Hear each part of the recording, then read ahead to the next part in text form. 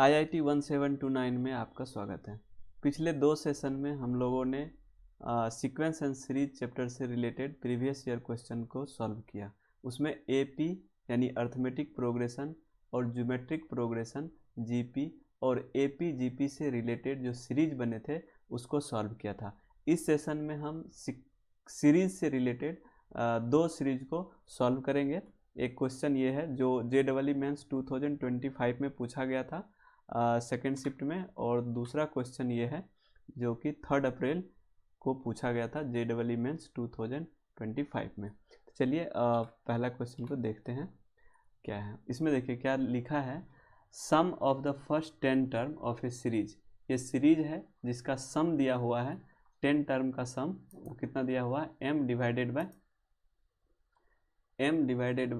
n दिया हुआ है। यानी इसका जब हम सम निकालेंगे 10 टर्म का, उसका value m divided by n दिया हुआ है, ठीक है।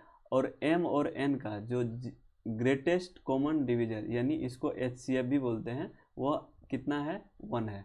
तो यानी जब हम m और n फाइंड करेंगे तो उसका देख लेंगे कि HCF यानी GCD 1 आ रहा है, तो उसका हमें सम निकालना है। ये भी न्यूमेरिकल आंसर टाइप का जो क्वेश्चन है उसमें पूछा गया है। तो देखिए जब भी सीरीज में कुछ क्वेश्चन रहे तो हम सबसे पहले उसमें ये ट्राई करेंगे कि उसका एक जनरल टर्म निकाल लें, TN में या R में निकाल लें, ठीक है। और इसके बाद उसको हम सम कर देंगे, समेशन लगा के R का वैल्यू जहाँ जितना टर्म पूछा है उतना, उसको जो TR निकालेंगे तो TR को हम कोशिश करेंगे कि 2 डिफरेंस में लिखने के लिए, ताकि कुछ कॉमन टर्म जो हमारा वो कैंसिल हो जाए, ठीक है। तो देखिए इसको हम कैसे सॉल्व करते हैं, आपको समझ में आ जाएगा।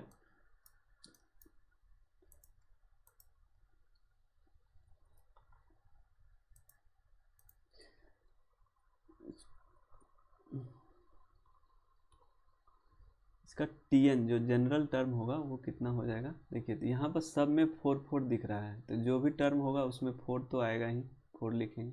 देखिए जो पहला टर्म है उसमें 1 आ रहा है, दूसरा टर्म में 2 आ रहा है, तीसरा टर्म में 3 आ रहा है। इसका मतलब ये टर्म 1 2 3 टर्म के हिसाब से बढ़ रहा है, तो इसको हम n लिख देंगे, ठीक है।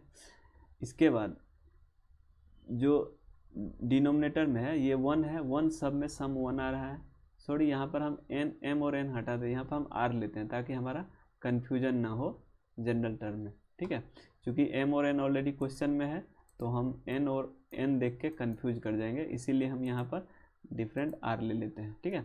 तो यहाँ पर हमारा हो गया TR, और यहाँ पर हम n के जगह 4 लिखेंगे होगा। और डिनोमिनेटर में क्या है, 1 है 4 है, देखिए हर टर्म में 4 आ रहा है, यानी कि 1 + 4 तो आएगा ही आएगा, 1 + 4, और 1 पहला टर्म है 1, दूसरा टर्म 2, और ये हो रहा है, और सबके पावर में 4 आ रहा है, यानी कि एक तो होगा 4 में मल्टीप्लाई r⁴, ये एक हमारा जनरल टर्म बन जाएगा। अब इस टर्म को हमें दो डिफरेंस में लिखना है, यानी 2 टर्म के डिफरेंस में लिखना है, फिर उसको सम करना है। तो इसको देखिए डिफरेंस में कैसे लिखेंगे। तो सबसे पहले हम इसको क्या करते हैं, 4r डिवाइडेड बाय 1 + 4r के पावर 4 प्लस इसको लिखते हैं हम 4r² माइनस 4r², ऐसा लिख सकते हैं, 4r² माइनस 4r², ठीक है। एक प्लस हो गया एक माइनस हो गया, जब ये कैंसिल कर देंगे तो ये कैंसिल हो जाएगा, ठीक है। अब हम इसको क्या करेंगे, ये यहाँ से जो ये टर्म है इसको देखिए, इसको कैसे लिखते हैं हम, 4r डिवाइडेड बाय 1 + 2r² का whole square plus twice of 1 into 2r², ये 4r² हो गया। अब यहाँ पर माइनस 4r², इसको रहने देते हैं, ठीक है। तो नीचे वाला क्या हो गया हमारा, 4r डिवाइडेड बाय 1 + 2r का होल स्क्वायर, ठीक है, माइनस इसको लिख सकते हैं 2r का होल स्क्वायर, ठीक है। 1 + 2r, ये हो गया 1 + a अल्फा ना, 2r² का होल स्क्वायर, 1 + 2r² का होल स्क्वायर, ठीक, और 1 + 2r ऊपर में 4r हो गया। तो यानी हमारे पास क्या हो गया यहाँ पर, अगर हम देखें तो टी आर की value T R equal to 4r divided by 1 plus 2r square का होल स्क्वायर और माइनस 2r का होल स्क्वायर। ठीक है, यहाँ पर हमने कुछ नहीं किया, ये जो 4r स्क्वायर टर्म एक जगह लिखा ताकि ये a प्लस बी के होल स्क्वायर हो जाए, यानी 1 प्लस 2a का होल स्क्वायर। देखिए a प्लस बी का होल स्क्वायर का हम बस यहाँ पर यूज किए हैं, तो a square plus 2ab plus B square. ठीक है, सिंपल सा फार्मूला है, ये बहुत ही बेसिक फार्मूला है। अब यहाँ पर हम यूज कर रहे हैं ए स्क्वायर माइनस बी स्क्वायर, ए स्क्वायर माइनस बी स्क्वायर का ये हो जाएगा ए plus B into A minus B. ठीक है, तो इसका यूज कर लीजिए, तो यहाँ पर हो जाएगा 4r divided by A plus B into A minus B, यानी 1 plus 2r square plus 2r into 1 plus 2r square minus 2r। ठीक है, ये हो गया A plus B into A minus B. अब देखिए डॉट डिफरेंस में अगर लिखना है तो यहाँ पर देखिए हम यहाँ पर लिखते हैं, फिर इसका पीछे का लॉजिक समझाएंगे आपको क्या है। 2r minus 1 plus 2r square plus 2r। अब देखिए इसको सॉल्व कीजिए, भिन्न को हम सॉल्व करेंगे तो आपको ये 4r डिवाइड करना है, डिनोमिनेटर दोनों प्रोडक्ट हो जाएगा, ये वाला टर्म यहाँ आ जाएगा माइनस ये हो जाएगा, अब ये प्लस 2r होके 4r हो जाएगा। ठीक है, तो ये डायरेक्टली हमारा क्या आ गया, डिफरेंस में आ गया।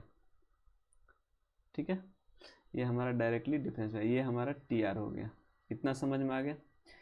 अब इस टर्म को और हम सिंप्लीफाई कर सकते हैं क्या, उसको हम देखते हैं। तो इसको हम ऐसा लिख सकते हैं क्या, इसको हम ऐसा लिख सकते हैं क्या, आर स्क्वायर हम बाहर निकाल लेंगे, 2r, एक आर स्क्वायर को बाहर निकालेंगे तो ये कितना आ जाएगा 1 plus R square minus 2r।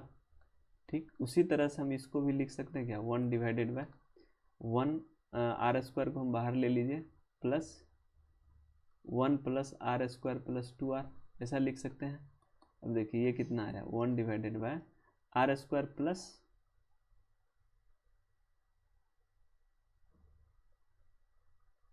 Are minus 1 का होल स्क्वायर। ठीक है, क्योंकि 1 माइनस आर का होल स्क्वायर नहीं लिखना है, क्योंकि वो अभी आर का वैल्यू चेंज होते जाएगा, तो स्क्वायर में है तो कुछ फर्क नहीं पड़ेगा, लेकिन बट हम इसको पहले लिख ले रहे हैं, तो इसको लिख सकते हैं हम आर प्लस 1 का होल स्क्वायर और आर माइनस 1 का होल स्क्वायर, और इसको लिख सकते हैं 1 बाय ये तो आर स्क्वायर हो जाएगा प्लस 1 प्लस आर का या आर प्लस 1 का होल स्क्वायर। ठीक है, दोनों लिख सकते हैं, कोई इसमें कोई प्रॉब्लम नहीं है, क्योंकि स्क्वायर में है तो उसकी वैल्यू भी चेंज नहीं हो सकता है। ठीक है, तो यहाँ पर हम क्या किए कि इसको एक आर को, यानी 2r स्क्वायर है तो एक आर स्क्वायर को हम बाहर निकाल दिए, तो ये हमारा बन गया 1 प्लस आर, यानी 1 माइनस आर और 1 प्लस आर का होल स्क्वायर बन गया। ठीक है, अब ये टी आर की जो वैल्यू है इसी वैल्यू का हमको यूज करना है।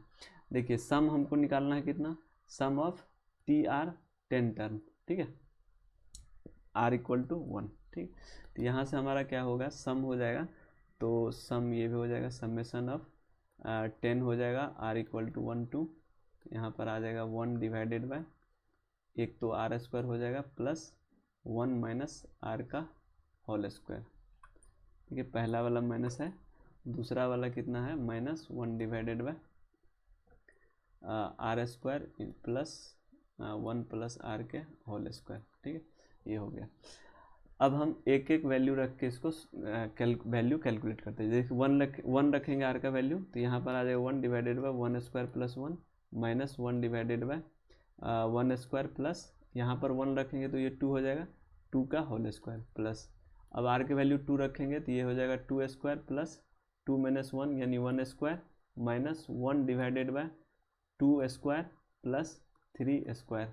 ठीक है, प्लस 3 रखेंगे तो 1/3 square plus 2 square minus 1 divided bye 3 रख रहे हैं 3 स्क्वायर प्लस 3 प्लस 1 4 स्क्वायर। ठीक है, इसी तरह से प्लस करते जाएंगे, प्लस प्लस लास्ट टर्म में लिखेंगे, तो लास्ट टर्म यानी जो 10th वाला टर्म होगा वो कितना आ जाएगा 1 डिवाइडेड बाय 10 का होल स्क्वायर प्लस 9 का whole square minus 1 divided by कितना हो जाएगा 1 divided by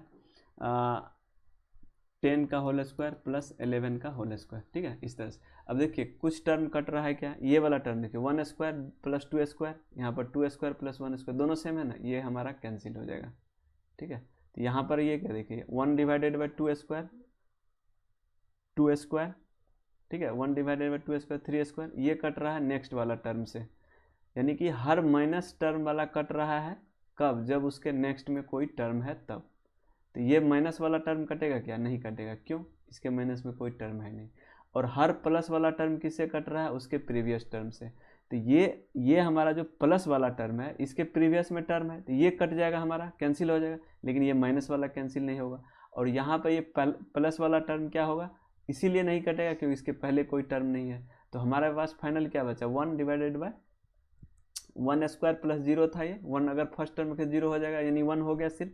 1 minus 1 divided bye 10 का स्क्वायर मतलब 100 प्लस 11 का स्क्वायर 121, ठीक है। अब जब हम इसको सॉल्व करेंगे तो ये हो जाएगा 200, 200 माइनस 1 यानी 220 डिवाइडेड बाई 221, ठीक है, ये 221 है। देखिए अब इसके 10 टर्म का सम m डिवाइडेड बाई n आ गया। अब देखिए m और n का अगर हम HCF निकालेंगे तो ये 1 होगा, क्यों, देखिए हम पढ़े थे कि जब कोई इंटीजर्स 2 कंसेक्यूटिव इंटीजर का HCF कितना होता है, 1 होता है। जैसे देखिए 4 और 5 का निकाल लीजिए 1 होगा, 6 7 का निकाल लीजिए 1 होगा। इसी तरह से 222 और 21 ये तो हमारा इंटीजर है और कंसेक्यूटिव इंटीजर है, तो इसका कॉमन क्या निकलेगा, HCF 1 निकलेगा, यानी m प्लस n की वैल्यू कितना हो जाएगा 220 प्लस 221 इक्वल टू 441, ये हमारा फाइनल आंसर हो जाएगा, ठीक है। तो ये सीरीज में बहुत सिंपल है, बस आपको फर्स्ट में यही सोचना है इसको हम 2 नंबर के डिफरेंस में कैसे लिखेंगे, ठीक है। नेक्स्ट क्वेश्चन को देखते हैं। नेक्स्ट में भी ये सीरीज से रिलेटेड है, इसमें भी पूछ रहा है, जैसे ये सम दिया हुआ है, ठीक है, ये सम यहाँ तक दिया हुआ है और ये इन्फिनिटी तक का सम निकालना है, ठीक है। और चूंकि ये ऑब्जेक्टिव टाइप्स है इसमें आपको ऑप्शन दिया रहता है, ऑप्शन सेलेक्ट करना है। प्रीवियस क्वेश्चन में कोई ऑप्शन नहीं था, न्यूमेरिकल आंसर टाइप था, इसमें आपको ऑप्शन सेलेक्ट करना है। देखिए एक आपको यहाँ पर एक जो हम इम्पोर्टेंट रिजल्ट्स यूज करने वाले हैं वो है e to the power x। e to the power x क्या होता है, 1 plus X divided by x होता है, यहाँ 1 होता है, एक सेकेंड इसको हम इरेज करते हैं। e to the power x जो होता है, अगर उसका एक्सपांसन जो है e to the power x का वो कितना होता है, e to the power x का एक्सपेंशन होता है 1 plus X divided by 1 factorial plus X square divided by 2 factorial dash dash, यानी e अगर 1 रखेंगे वैल्यू, x की वैल्यू 1 रखेंगे तो 1 plus 1 by 1 factorial divided by